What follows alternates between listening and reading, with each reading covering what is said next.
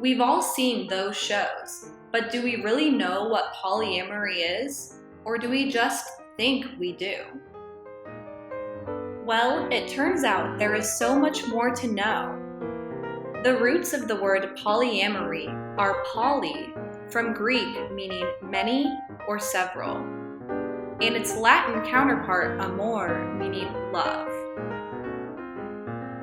Polyamory is defined as the practice of or desire for intimate relationships where individuals may have more than one partner with the knowledge and consent of all partners. It has typically been described as consensual, ethical, and responsible non-monogamy. While this definition shows a good opportunity for diverse relationships, this group is usually stereotyped in similar ways, and oftentimes the media does more harm than good by repeating these well-worn stereotypes, such as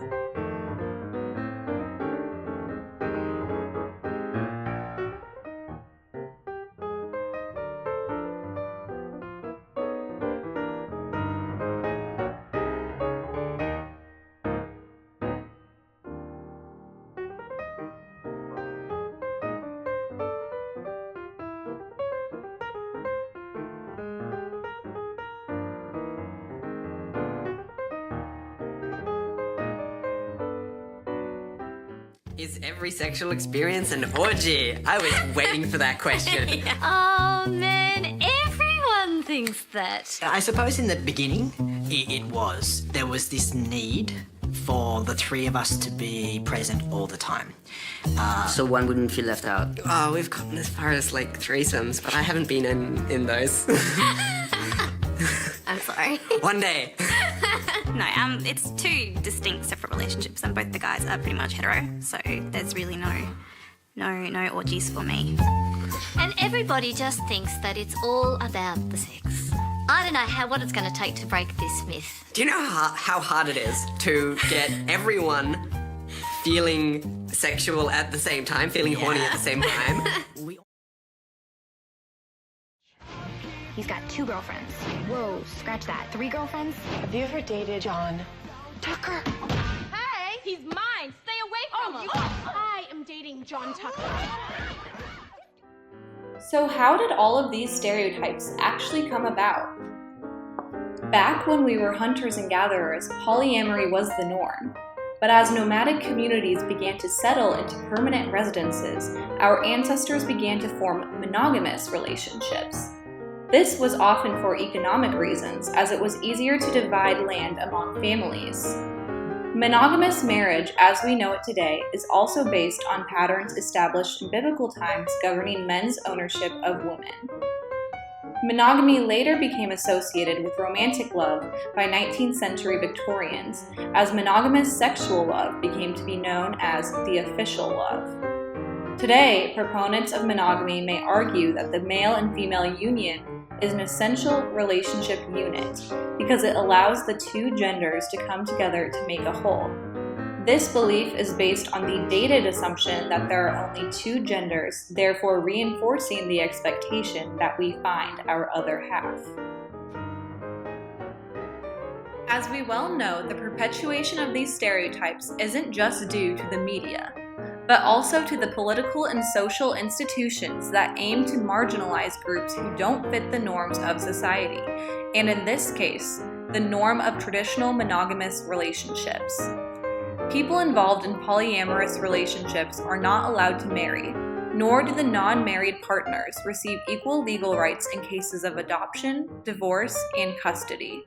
Polyamorous relationships have even been deemed as unfit environments for raising children. Would you raise kids in this environment? Well, evidently. Yeah. I would say, why not?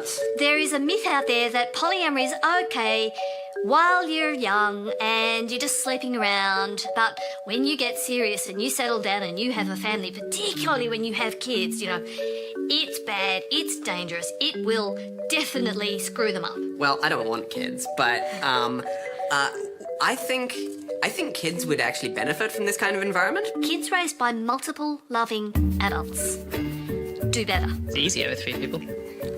financially and time-wise. More role models to choose from, more people to pick up in crisis moments, more people to bring home the bacon. Yeah, it is pretty handy if I want to go out to dinner, I want to go on a date. I can just be like, hey Zach, do you want to hang out with Logan for a couple of hours and me and John are going to go on a date, or vice versa. Whereas my parenting friends who are all monogamous, they're like, we never get to go out anywhere, we never get time to ourselves, I guess we never get to sleep together, whereas for us it's not that big of a deal. I'm like, just here's the baby, see you in 40 minutes. One of the worst things that polyfamilies have to deal with is the stigmatisation of polyamory in the wider community, and the very solid fear that people will try interventions, call in child protection or something like that, just because they're polyamorous. In general, anyone not involved in polyamorous relationships benefit from the stereotypes given to polyamory. More specifically, certain institutions thrive in a monogamous-based society such as the wedding industry and marriage counseling. Marriage counselors often focus on attempting to fix a monogamous couple's relationship by encouraging them to stay together due to the importance placed on monogamy in society, particularly a religious society, even if one or both partners want to see other people. If more people chose to engage in polyamory and choose not to have a primary relationship where two members of the relationship marry, then there will be fewer weddings, which would lead to the decline of the wedding industry and other industries such as the film industry that rely on the belief that we are made to find our one true love. People in polyamorous relationships often feel ashamed or too exhausted to explain their relationships to others, and sometimes end up fabricating stories to avoid judgment. A lot of time you don't have the energy to explain it. Every time you see someone, I'll talk about my partner, and then if I'm talking about my other partner, I'll be like, oh, and my best friend. No, but it's much like coming out. I said to my family, you respect me and who my partner is, or I don't come home. I mean, I'd love to be able to say, oh, and my other partner, but I don't think society's quite ready for that yet. Fingers crossed one day. Other times, if polyamorous couples choose to be open about their relationship status, they can be ostracized by other members of society. Saw me having another partner and they said, well, that's not fair to Zach. And they went on Facebook and said, this is worse than bestiality, we hope you never have children. And then they were messaging Zach saying things like, if you want to come and stay with me, don't stay with her, she's horrible, and yeah. Yeah, and it's just kind of like, yep, those people go away.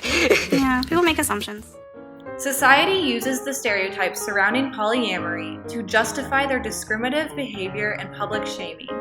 Society's attachment of a negative connotation to polyamory contributes to a lack of representation and a strong sense of invisibility.